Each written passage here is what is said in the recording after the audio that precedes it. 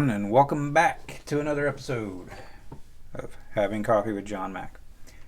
Today, we're going to talk about something that Jessie really wants to talk about. And since how she's always so quiet and hardly says anything on these podcasts, I figured we should talk about this because this is when we get her talking. I don't know what you're talking about. Well, you got a Microsoft recommends updates notification. Okay. I don't care. Well, we're talking about modesty.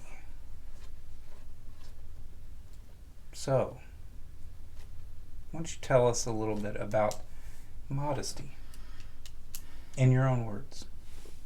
I think modesty is having some self-respect and dignity. And I know a lot of people, it's not just women, but men too. Men can be immodest, but I think that they can find their own self-respect and dignity by showing more. I'm okay with my body and I don't care who else is kind of thing. But I don't think it works that way. So how does it work?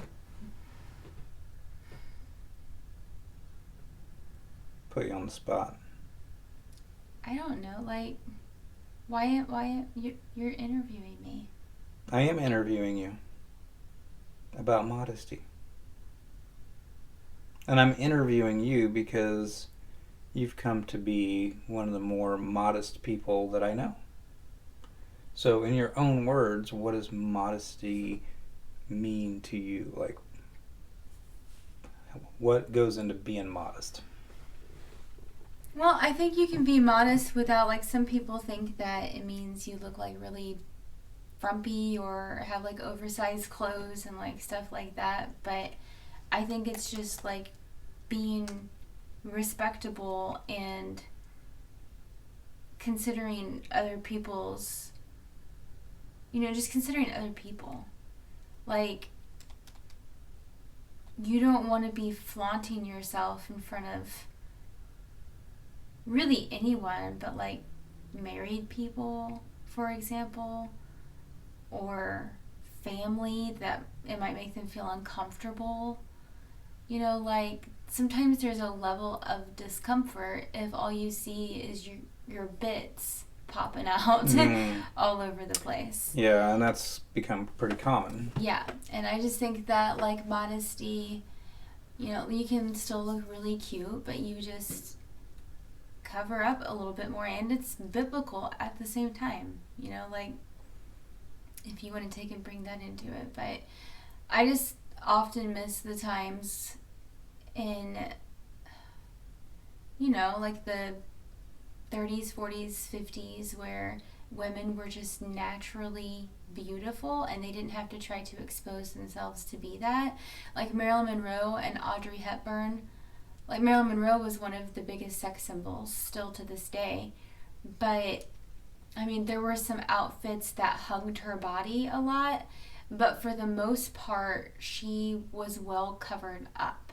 Mm-hmm. She even had knee-length dresses a lot. And Audrey Hepburn, I can't recall really ever had anything showing except for maybe a little bit of belly. But that's it. So basically, modesty to you would be in this generation of WAP. Right. The opposite having of that. Some self-respect and dignity and pride in yourself to not have to show everyone your I think body. that having true dignity and self-respect, and in a culture now where people talk about self-love a lot, which I have a problem with, but that's for a whole other discussion. I think that you actually have more confidence if you're okay with not showing every part of your body, because I feel like you have less confidence if you feel like that's all you have to offer, is to show parts that shouldn't be shown. Okay, so talk a lot about modesty having to do with kind of covering your body, not having to expose yourself. And I think that a contributing factor may be like having a good self-esteem. I think that if you don't have a good self-esteem, you tend to want to get that attention. Right. So you'll expose more to get people to like you more. That's exactly it. Because, like, backstory, you remember when I first met you, Yes. I was not a modest person at all. And I had confidence issues growing up.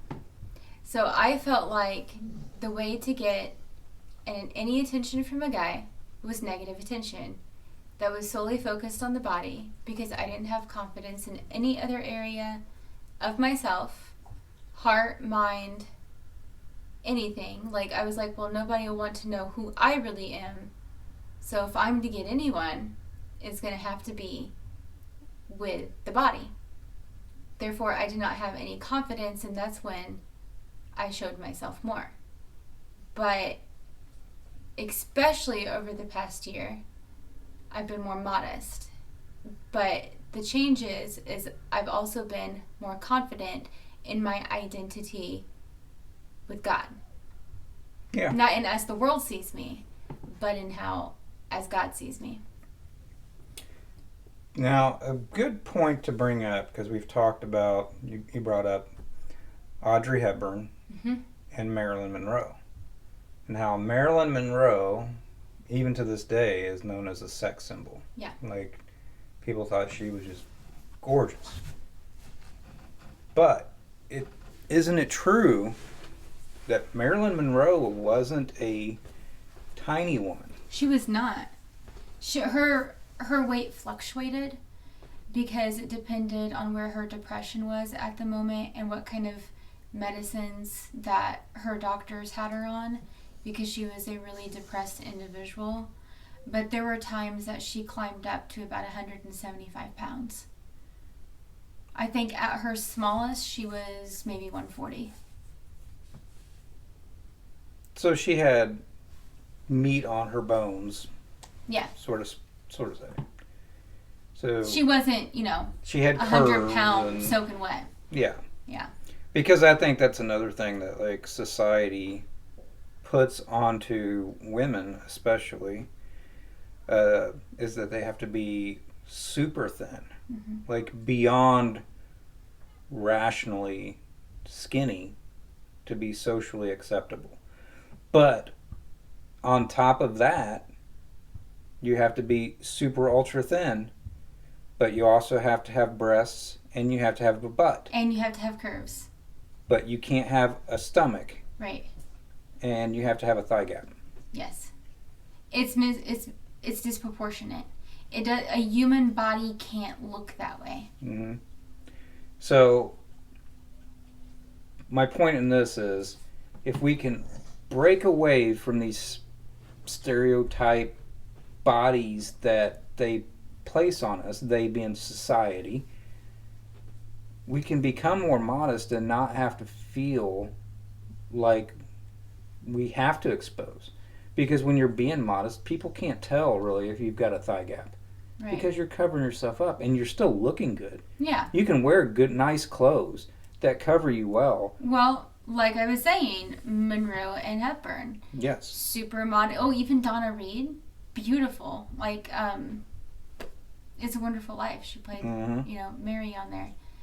I mean, and like, you don't have to. I mean, there's no set way to dress with modesty. I mean, you can dress more modern, of course, but still cover yourself up. My modern example, or more modern, I guess, example of dressing modest, really, would be like an Avril Lavigne. Mm-hmm. Back when she was big, back when you were in high school, probably coming out of high school, right around that time, where her look was just like a skater girl. Mm-hmm. baggy jeans, button-up shirt with a tie hanging off of it. She wasn't flaunting her body really. Mm-hmm. She was covered up, and that was the look. Or even Jennifer Aniston. Jennifer Aniston. She's always been a pretty modest dresser. Yeah. Although her, nip tips are always poking. That may not be her fault. It just happens sometimes. We watched that reunion special, and I noticed that yeah. in that scene too, that they were poking. Always. I don't think I've ever seen anything where they weren't. Must have been pretty cold on the sets. Must have been chilly. Breeze blowing through. But getting back to the body thing, even men have stereotypes mm-hmm. that we are told we need to uphold. You need a 6-pack, and you have to have muscles and be toned and ripped, and there's men out there that do that, and it takes a lot of time, mm-hmm. a lot of effort to get to that point. To be like some of these guys, like The Rock. People are like, oh, The Rock is amazing. But the amount of time that he spends in the gym mm-hmm.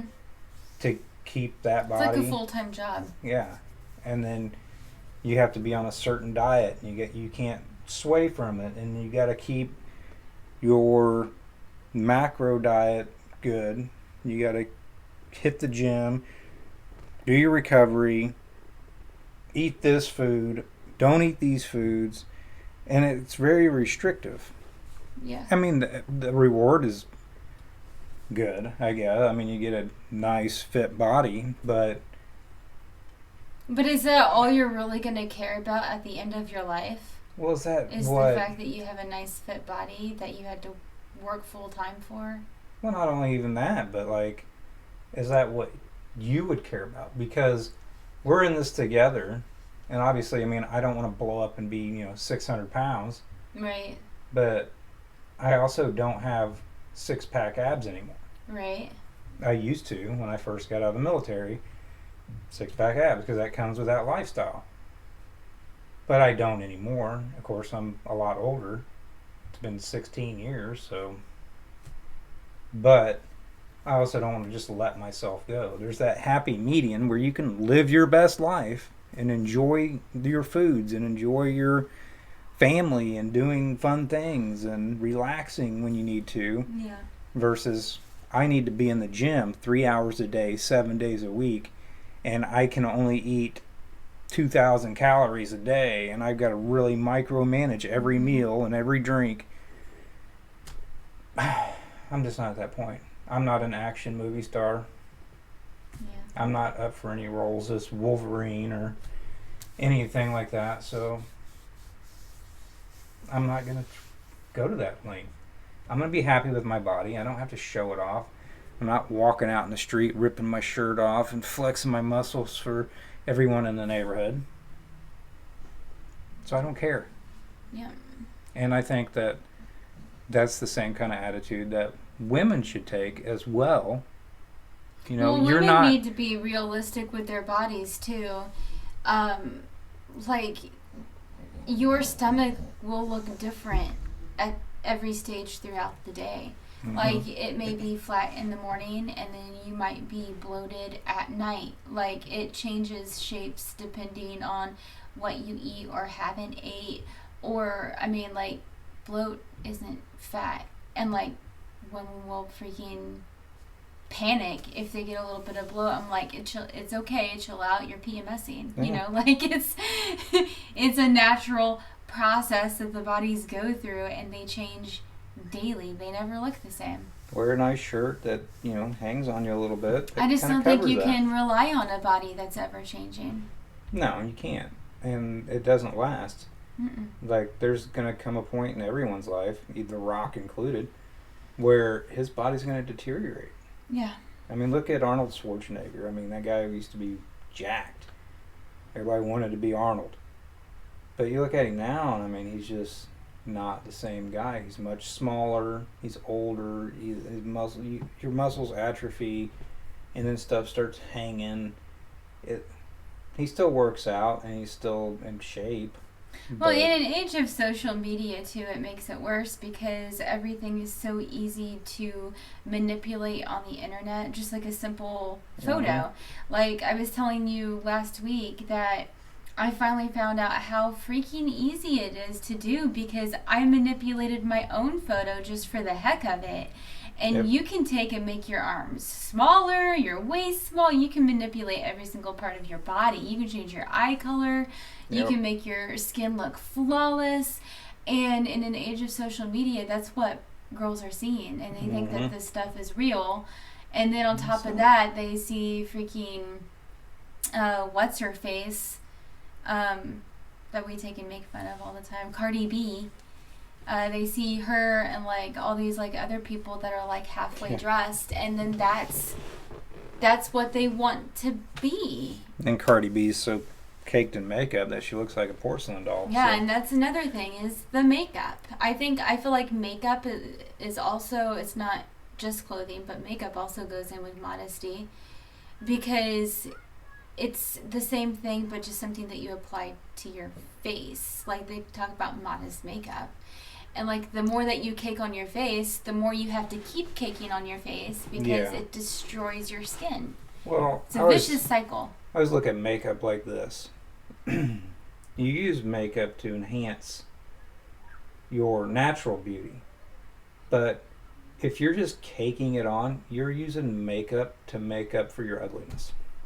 Yeah. Maybe not physical, but ugliness in your soul. There's something in you that you don't like. that you just hate your body.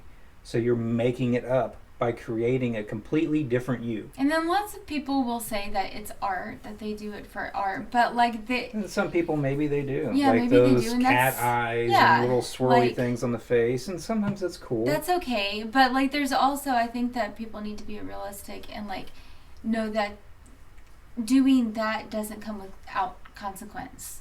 Like your skin won't be the same anymore if you do something like that consistently. If you do it like once a week or something, and you rinse it out, and it's only in there for a few hours, and you're cleansing your skin and letting it breathe. Yeah. Okay, but there's women, I mean, let's be honest, people, that will go, especially young. We're talking like 21, maybe even younger if you can sneak in, to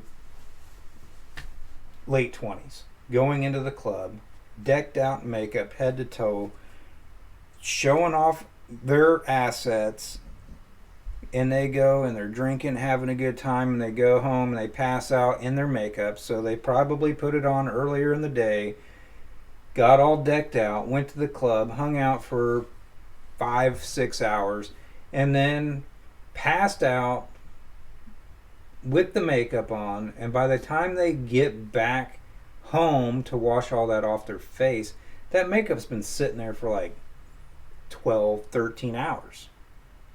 If Longer. So the skin underneath of that's just suffocating. Well, it's also been proven that because beauty suppliers make their money off of repurchases over and over, that like the chemicals that are placed into the beauty products make things worse so that you buy more beauty products to cover up the things that you've made worse. And it's even the same with cleansers and moisturizers.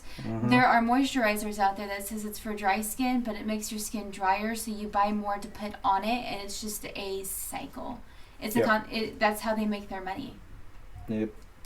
That's exactly right. I mean, they have to make a sale, and they'll say that this is going to do that. Whatever you need, we've got this product to cover it up, to fix it, to highlight it. But even stuff like that has been like kind of slyly put into like different movies. Like Catwoman, for example, reminds me of that. Like, remember the beauty product was that cream that they had to constantly keep on, and that's what the whole big thing she was taken down was. Yeah, because it made their faces like crack.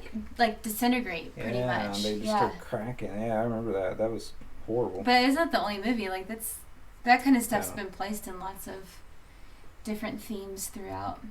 Yeah, and it's kind of goes back to you don't really ever know exactly what's in things. Like people will buy. Do people look at a makeup container? I don't know, a thing with makeup in it, and look at active ingredients. In I that? used to not. Now I do, but I don't. I used to not do that. Yeah, and I'm sure a lot of women don't look. Mm-hmm. They just know that this is my shade of lipstick.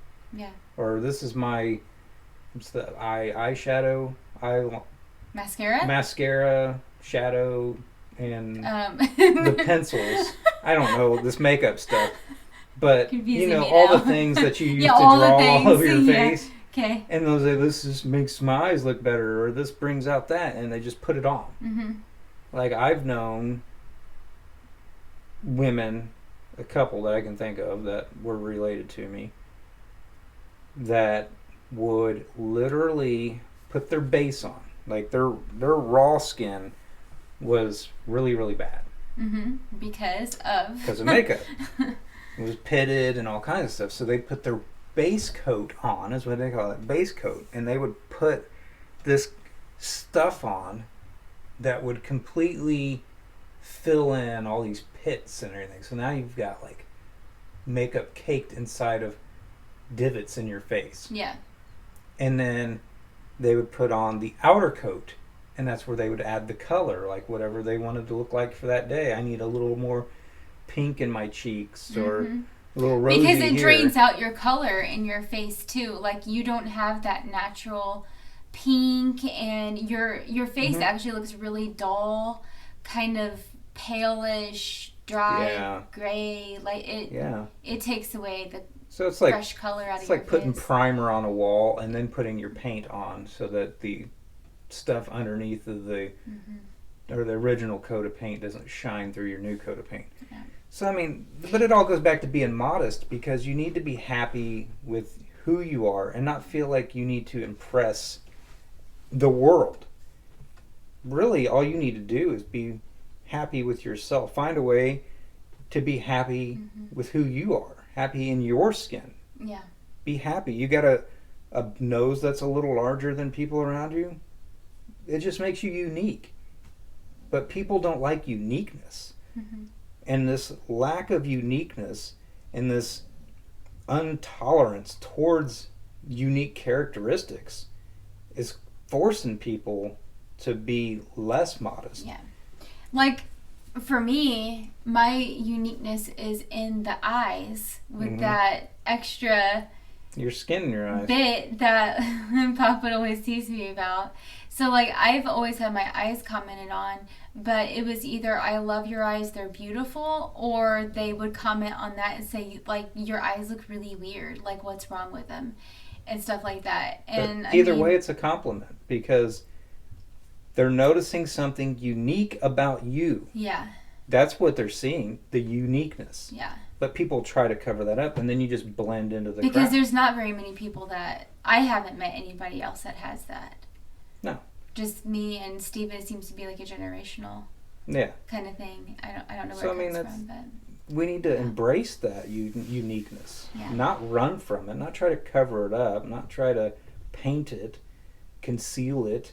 There's no way I could cover mine up anyways. Just let it be. I mean, I'm sure you could pack a lot of Bondo or something in there, sand it down with a disc sander, and get it all smoothed out. But, you know, it'd be really uncomfortable. It probably would. But, I mean, or just be happy in your skin. Be happy, yeah. Live your best life. I think it like whitens my eyes and like brightens it. You have very beautiful eyes. The color, the shape, everything about your eye is very attractive. I've always loved your eyes. It's one of the first things I noticed about you is your eyes. Even when you were dressing less modest, your eyes is what really stood out to me. So, I mean, do with that what you will, but that's with unique what's things, people will love it or they will hate it, but the right people will love it. Yeah. And you don't have to make everybody love you. No, that's where we That's impossible. We get caught up in that. We want everybody to love us, but we become George Costanzas. Yeah, you're not gonna get a quarter of the people to love you. No. So, give up on that dream. Even, I mean, think about it. We watched that the Friends reunion last night, which was really good. But I thought it was funny because they're talking about how popular the show was. And how it had been streamed so many hundreds of billions of times worldwide on all these different streaming services combined. And it was some astronomical number. 800 billion. Like 800, yeah, like 800 billion times. But they said that when the episodes came out, there was 20 million people watching that show. 20 million. Seems like a lot. But it's not for TV. But there's like 7 billion people in the world, and they were in 200 countries. Or 220 countries, and all these different languages. And 20 million people out of those billions of people were watching that show. And then you see how big it was. I mean, they were famous everywhere. Well, I noticed they were also talking about, like, especially Phoebe, about how they didn't like to watch themselves on there because, like, they found themselves annoying, and, like, they were worried about, like, their laughter and, like, how they sounded and stuff. And these were people that were, you know, looked up to and admired by other beloved people. characters. Yeah. But they had actors insecurities. and actresses playing those roles didn't necessarily like seeing themselves in those roles. They liked playing the parts, but they didn't like to watch it. Yeah. They said that there was, like, whole seasons that some of them just didn't watch. Yeah, they never even watched. But they remembered, like, all kinds of things about shooting the show, which was pretty cool. But yeah, I mean, I just think it's really important that we kind of, and I've heard that here lately, this younger generation,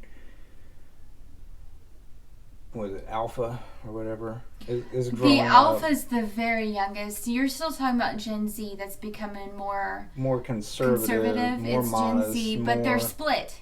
Yeah, because you get some Gen Z snotheads. that's like Cardi B knockoffs, and then you get the other half that so are... maybe the generation following these Gen Zers will be even more, they'll kind of continue that trend a little bit and become more modest, more it's more than the generations before.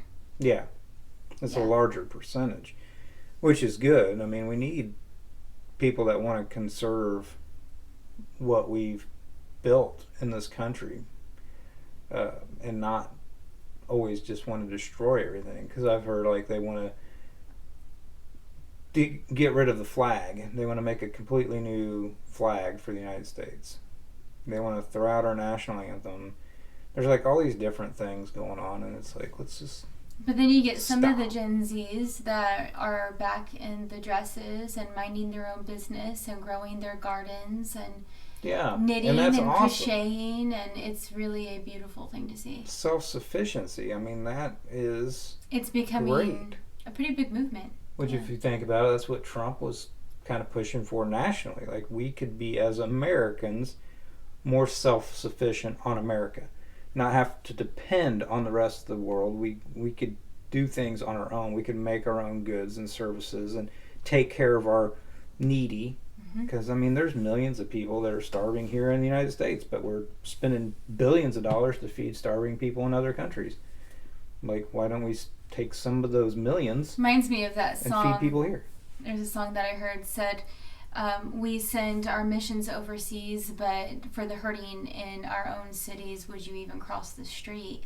Yeah. Because it's absolutely accurate. I think that's Casting Crowns. Yeah. Pretty sure. So I think it'd be good just to be more conservative and kind of, especially fiscally, because we're spending money by the trillions like it's nothing. And that's all money that our probably great-grandchildren will have to pay back. So it's horrible when you really think about it, and kind of heartbreaking that we're doing that to them. But I just think I really liked the subject tonight because I think it's important to talk about. I think it's important on, like, what would you want your kids to wear or to listen to or to watch. Like, I mean, there's no definitive answer, like, from anywhere or even the Bible that says you have to dress this way. It just talks about dressing in a modest manner. And I think that that goes into, like, what do you consider modest? Like, truthfully, don't take and wear something where everything is showing and say that I'm modest because that's a joke. I mean, you have to be honest with yourself. It was really hard when I took I took a lot of my clothes to Goodwill because my butt cheeks were hanging out the bottom. It barely covered my boobs, and I wore that stuff a lot. And I had to really I cried and kind of threw a fit a little bit, but I had to be honest with myself. I think sometimes the hardest thing that you can do is be honest with yourself. Yeah, and it touched me when you did that, because you said to me that you wanted to be more modest and a show of respect for me, that you didn't want to show your body to everyone because you were my wife, and you didn't want to be showing everyone your body. So I was touched by that, because I never pushed you on that. There was only one shirt in our entire relationship that I ever pushed you to get rid of. You've never pushed me on anything else. And it was because it was really, really loose, sleeveless, low V cut, and whenever you leaned over, like, everything was just exposed to everyone. And I wasn't shy about it. But, like, I mean, I also thought, you know, coming from a biblical standpoint, my goal is to take in, like, if somebody sees me and if I meet someone, I don't care if they don't remember me or my name. I want them to be able to experience Christ in some way and to know where I stand. And you can't someone can't experience Christ in you if what they're looking at is your breast or your butt hanging out the bottom of your shorts. Yeah. You know what I'm saying? Like, yeah. It's just, you can't. To be clear, like, tank tops are okay. Yeah, I wear when tank it's tops. hot and you know you're wearing a tank top. Yeah.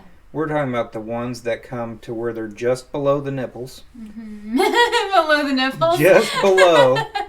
And then they got that, they're really skimpy on the top. So it's basically like you're wearing like a little. Yeah.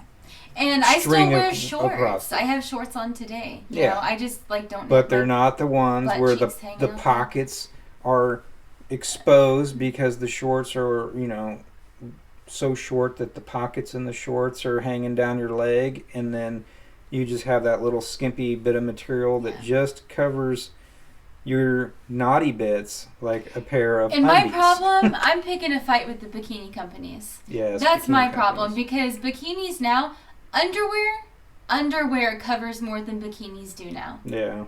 I guarantee it. It shouldn't be so hard to find a bathing suit. What's crazy is, so we go on our little vacation to the water park. Yeah. And we had this conversation there about these bikinis and bathing suits. So naturally my mind's like, there's got to be something that she can wear. And I'm looking. No. And then I find myself looking at all these women in the water park at their bathing suits and pointing like, hey, hon, look at what about that? That one over there looks like it's a little more modern. And then after a while, it kind of clicked, like, maybe these women like might notice me looking at them and think I'm like looking at them, but I'm like picking out bathing suits. I think I forgot to tell you though that I did find one on Amazon, and it's like old school, like almost 1940s. Like, remember the Notebook movie with yeah, that would be good. Yeah, like it looks like that. It's really cute. I think I found one. That'd be nice, because like that whole thing, but in my mind, like, there's a problem, I'm gonna find a solution, so I start looking around trying to fix it, but then you realize you're kind of being pervy. Pervy John. So I better stop. So I quit. But I did find like 3 bathing suits that women were wearing in the wave pool there that were modest. They covered a lot, and they looked nice. They were cute. I think I'm gonna order it this week because I think next weekend I want to go to the pool with the kids. I think That would be great. It would be. And we can be modest. And we could be. There would be some crazy tan lines. Yeah. Nothing wrong with a farmer's tan. That's okay. Looks like you were swimming in your jeans and a long sleeve shirt. Maybe. Well, if like everything's hanging out when you wear just a standard bikini nowadays, then you can't take and get onto me for swimming in my jeans when they can't make anything that doesn't go up the crack of the butt. Yeah. Look at this really cute bathing suit. It's completely crocheted. I had one of those before, remember? You can see right through it. I couldn't even wear it. You got to wear a bathing suit under your bathing suit if you want to cover anything. So that was scary. That was crazy. I can't believe they actually made that. Oh my gosh. It had to have been a guy. A guy made that. You know that guys probably make 99% of women's clothing. I was telling you today, I'm having a problem finding business casual clothing for my business meetings because everything is sheer and mesh and see-through. Yeah. It's business casual, not business slutty. Oh, don't mind my bra underneath, you guys. Like, that's one way to get donors, am I right? That's how you do it. Show a little skin. Like, oop, I see a nip. Here's $1,000. It's terrible. It's really, it shouldn't be so hard. No. But well, I think we'll wrap up that discussion there. But yeah. I think it was a good conversation. And I got to interview you a little bit, so. Yeah, you caught me off guard at first. Bam. Because I'm going to tell you why. So the past couple days, I was actually going to look up, like, some definitive things on the internet where I could be like, okay, this is, like, what it says. And, like, I didn't have time because of, like, I've been cleaning and working. So it was, like, deer in the headlight. Yeah. I'm like, modesty? What is that? It was awesome. Did I agree to do this? Yeah. So. It was your idea. Yeah, it was my idea. So. It's like when you get tested at school. No, I was going to say, tested for what? Your mind goes blank about something that you know so well. And you're like, my name is... I can't remember my name. How do I spell it? It's Jack. Son. Yes. Your name is John. Oh, man, I failed. All right, well, we'll hop off. We will hop off. Okay. Well, everyone have a great day or evening or and afternoon. Be patient with whatever you find this on because it's everywhere. We're everywhere, but experimenting, being modest with it. We're trying to make Rumble the main platform, but I'm missing something somewhere. So Rumble, if you're hearing this, please. Yeah. So it's not SOS. It's not rumbling well on Rumble. So. Okay, but we'll see. I mean, we did have one video or one podcast that did do fairly well on Rumble. Yeah, but like, I don't know why. Fairly well, like 37 views. So that was amazing for me. It's the same person listened to it 37 times. All right. All right, everyone. Have a good day, and God bless.